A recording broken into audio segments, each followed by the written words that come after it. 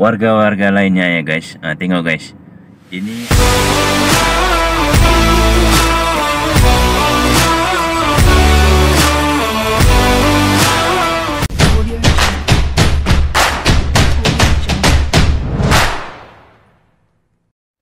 Halo pemirsa, bertemu lagi bersama saya Boro Naga.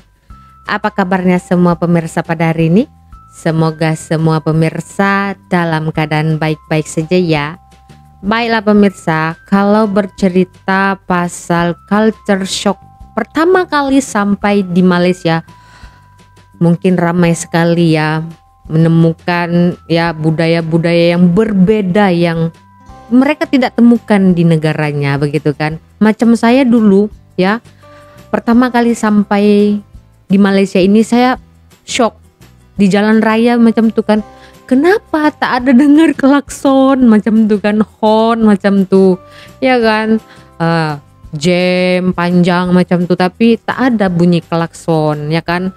Nah, jadi di video hari ini saya akan ajak juga pemirsa untuk mendengar ya culture shock dari warga asing.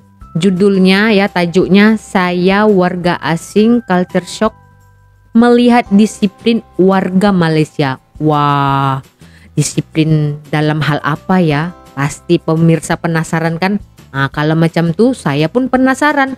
Dalam hal apa orang Malaysia ini berdisiplin sehingga membuat beliau ini shock? Penasaran? Jom kita saksikan bersama-sama. Yang belum subscribe, tolong di subscribe ya channel ini. Jom kita dengar culture shock apa ini. Hai, assalamualaikum warahmatullahi wabarakatuh. Selamat datang di Arnawan Channel 2. Oke, di video kali ini saya ingin menunjukkan ya, bukan saya nak ingin membanding-bandingkan negara mana yang baik dan tak baik. Ya. Di sini saya akan menunjukkan kedisiplinan warga Malaysia terhadap saya ingin menceritakan apa yang ada di sini, yang saya lihat lah. Sebab benda yang baik kita kena ikut lah, kan, yang tak baik jangan diikut. Di sini akan menunjukkan video betapa disiplinnya warga Malaysia, kan ada orang kata kalau kita nak negara kita berkembang ataupun nak maju, kita harus mengekalkan benda yang kecil-kecil dulu, betul? Betul. Disiplin kan. Iyalah. Lagi satu, di Malaysia ini saya lihat sistem kesihatannya bagus ya di Malaysia ini. Bahkan daripada Indonesia, ingin macam nak pergi hospital, selalunya pergi ini ya, Penang, hospital yang ternama lah di Malaysia ini. Sebab di sini pelayanannya pun bagus, hospital dia kan. Lagi satu, di Malaysia ini pedulinya terhadap rakyatnya luar biasa sekali saya lihat di sini. Seperti klinik ataupun rumah sakit yang kalau di Indonesia ya, pelayanannya sangat bagus saya lihat di sini terhadap masyarakatnya. Lagi satu, di Malaysia ini ada macam bantuan lah ya, bantuan untuk orang yang udah nikah. Untuk kategori bujang, selalunya ada bantuan-bantuan seperti itu kan gitu. Okey, di sini saya akan menunjukkan video subsidi saya. Ya? Saya tak mau panjang lebar kan? Saya tak mau cakap banyak, orang Malaysia cakap. Saya akan menunjukkan video saya. Okey, terima kasih kepada korang yang sudah subscribe channel saya. Saya ucapkan subscribe ya pemirsa. Okey, jom tengok video saya. Hai, assalamualaikum warahmatullahi wabarakatuh. Ya? Selamat datang di Arnawan Channel. Okey guys, di sini saya menunjukkan kedisiplinan satu Malaysia ini warga ya kan? Malaysia ya. Tengok ni guys, sekarang ini kan dah endemik ya, tapi tetap masih beratur nak masuk ataupun klinik yang ada di Sungai Buloh, klinik komuniti Bandar Sungai Buloh. Nampak ya guys, beratur ya guys. Padahal kalau kita nak masuk dekat dalam tu pun boleh je, tapi dia kena beratur. Tadi dalam tempat duduk tu kosong kan, saya tengok. Di sini saya bukan untuk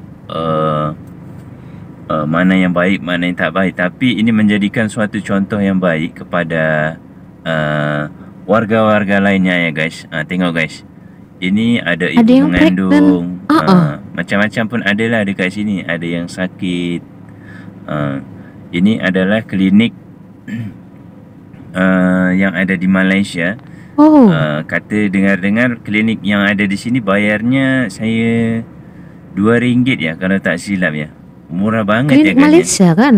Klinik. RM2 bayar di klinik seperti ini kan gitu. Luar biasa kerajaan Malaysia ya untuk bahagian kesihatan ataupun peduli terhadap Rakyatnya. warganya. Untuk mengecek kesihatan semua apa-apa sini tempat dia guys ya. Oh. Kita kena beratur. Kenapa beratur macam ya? tu. Begini pemirsa, setahu saya ya, kalau yang ibu mengandung ya, OKU atau warga emas begitu biasanya akan diberikan pelayanan lebih awal begitu tanpa beratur, dan ini di luar, katanya tadi kursi di dalam itu kosong, tapi kenapa harus beratur di luar begitu kan? Agaknya sudah penuh kok ya, di dalam klinik itu sudah penuh, so diorang tetap ingin menjaga SOP ya, namanya saja sekarang ini COVID udah tak ada katanya kan, tapi ada je ya, tak salah kita jaga kita begitu kan. Dan ya kalau saya lihat ini klinik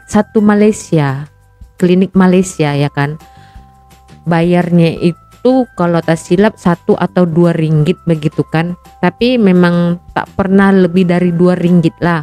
Obat-obatan dia pun bagus-bagus ya, sama macam klinik kerajaan yang lainnya lah begitu, karena ini ada subsidi dari kerajaan untuk rakyatnya begitu. Tapi kalau untuk warga asing tak ada ya pemirsa ya. Kalau orang yang ingin berobat ke sini ya, ingin ambil obat ke atau cek apa ke kan, ini hanya untuk orang Malaysia saja ya, orang warga negara Malaysia lah. Tapi kalau macam kami ini yang menikah dengan orang Malaysia, tak kira lelaki atau perempuan begitu kan, boleh je berobat dekat sini macam tu, sebab kita kan dah macam ikut suami atau istri lah begitu, warga negara Malaysia begitu kan.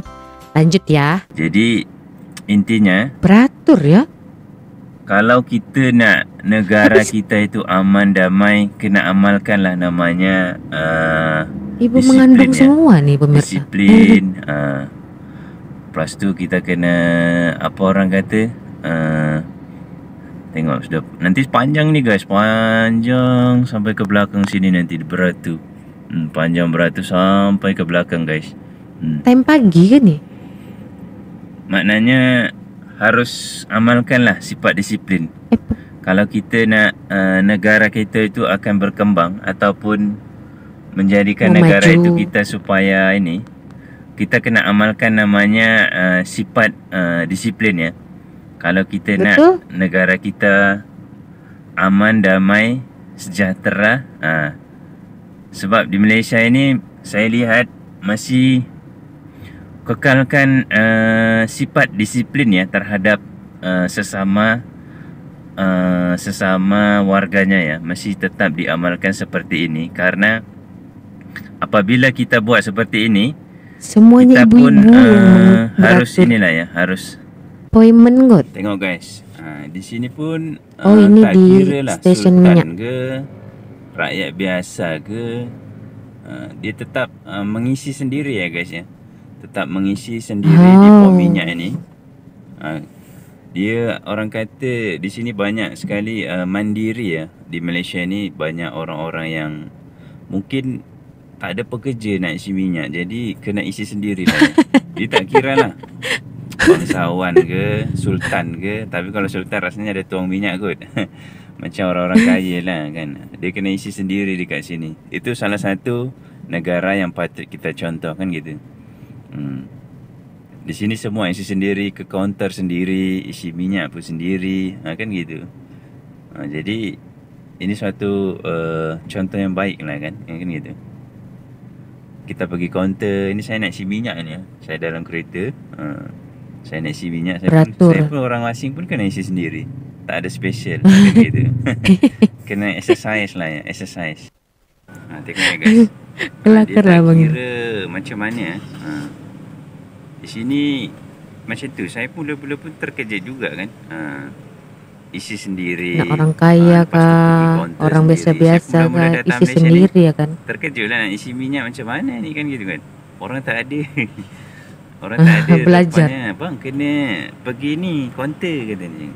Pergi kaunter kena isi sendiri. Macam tu kan. Isi sendiri, bayar sendiri, macam tu. Kena pergi kaunter. Nampak tak guys ya? Semua kena isi sendiri, pakai kad, macam tu lah kan. Nampak tu. Kita tak ada orang nak tolong. Tak ada orang nak tolong nak isikan. Tapi ya pemirsa, kalau macam saya kalau isi minyak kan apalagi kalau bawa baby macam tu, ada je yang tolong macam tu kan. Macam kita minta tolong lah, ada je pekerjanya di situ. Tapi kebiasaannya rakyat Malaysia tu dah terbiasa belajar untuk buat sendiri, bukan tak ada pekerja, ada pekerjanya. Macam saya kalau antar atau jemput anak sekolah kan, tengok minyak kereta habis macam tu, saya pergi stesen minyak, takkanlah saya nak bawa anak saya pergi kasir macam tu kan, letih kan. Saya minta tolong je dengan pekerja-pekerja di stesen minyak tu, tapi saya bagilah upah, ucapan terima kasih kan, tak salah ya kan, anggap bersedekah juga ya kan. Lepas tu kalau nak senang lagi, ada aplikasi yang boleh bayar, automatic bayar macam tu, ada yang guna kad macam tu kan. Memang easy lah begitu kan. Makanya kalau waktu pertama kali sampai juga di Malaysia ini, saya agak keliru kan, kaget, shock. Kenapa isi sendiri? Apa memang tak ada pekerja ke di Malaysia ini, kekurangan pekerja ke sampai orang yang beli minyak tuh isi sendiri ya kan. Namanya kan pembeli adalah raja, ini kok raja ngisi sendiri begitu kan istilahnya. Rupanya ternyata orang-orang di Malaysia ini sudah diajarkan untuk mandiri dan berdisiplin ya kan, dengan ngisi ya bensin sendiri, petrol sendiri begitu, tanpa harus mengharap bantuan orang lain. Boleh je, boleh. Kalau kita macam tak boleh pergi kasir macam tu, kita minta tolong, tapi jangan lupa lah bagilah upah kan, RM1 ke RM2 ke, dah okey dah tu. Sambung. Semua kena isi. Tak kira lah sultan ke menteri ke, kena isi minyak sendirilah dekat Malaysia ni. Sama itu je kan levelnya kan kalau di dalam di Malaysia ni, stesen minyak paling ni. unik di Malaysia ni. Oke, jadi itulah perkongsian dari channel Arnawan channel 2. Yang belum subscribe tolong di subscribe ya. So memang kita sudah tak pungkiri lagi ya, mandiri di Malaysia ini, sikap berdisiplin juga sudah tertanam di setiap orang Malaysia. Sebab di sekolah juga mereka sudah diajarkan, bukan hanya di sekolah ya, di rumah. Karena saya aja yang tinggal di Malaysia ini, saya sudah mengajarkan anak saya untuk disiplin begitu kan. Walaupun kita lihat tempat itu padat, jam macam itu kan, tapi kita harus ikut ngantri ya, beratur macam itu. Kita harus tunggu giliran kita begitu ya. Kalau nak cepat itu ya datanglah awal begitu kan. Tapi kalau udah tengok macam di klinik tadi kan, dah jam, dah banyak orang, dah ramai orang ya, kita harus ikut giliran kita ya kan.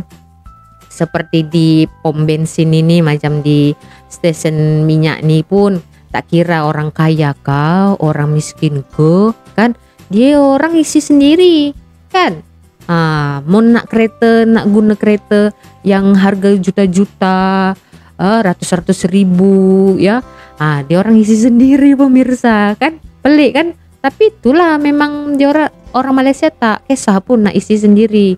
rasa macam dia orang selesa, macam tuh kan, dia orang pergi kasir, ya nampak aja macam ih penat lah macam tuh kan, tapi dia orang terbiasa kan. Itulah satu keunikan di Malaysia ini kan. Tiada paksaan, tapi memang dia orang sudah diajar begitu. Bukan karena tidak ada pekerja di stasiun minyak itu, ada, tapi mereka sudah terbiasa ngisi sendiri dari waktu sekolah sudah diajar begitu kan, dan mungkin sudah terbiasa lah dengan budaya tersebut. Karena kalau di kampung kita di Indonesia itu kan masih dilayani ya, masih ada yang tolong isikan begitu kan. Kita tinggal nunggu aja di depan pom bensin tuh, nanti mereka yang isikan, kita tinggal ngasih duit begitu kan. Memang ada sih budaya yang berbeda di situ begitu kan. Karena kalau kita lihat juga di Indonesia kan terlalu ramai ya, dan kalau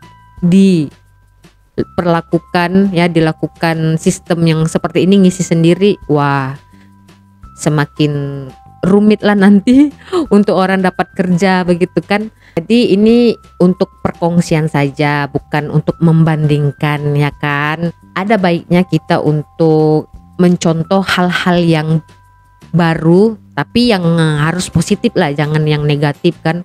Siapa saja harus mengikuti cara-cara yang positif begitu. Apalagi kalau negara itu ingin maju, kita harus memulai dari disiplin begitu kan, dari attitude kita begitu. Dari disiplin itu kan sudah mencerminkan kita untuk sabar begitu kan. Jadi begitu saja ya pemirsa di video kali ini.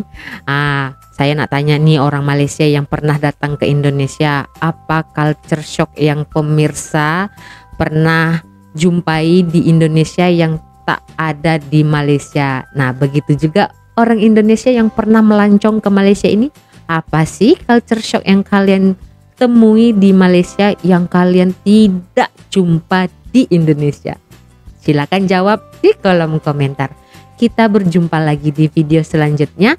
Saya Boru Naga, terima kasih, bye bye.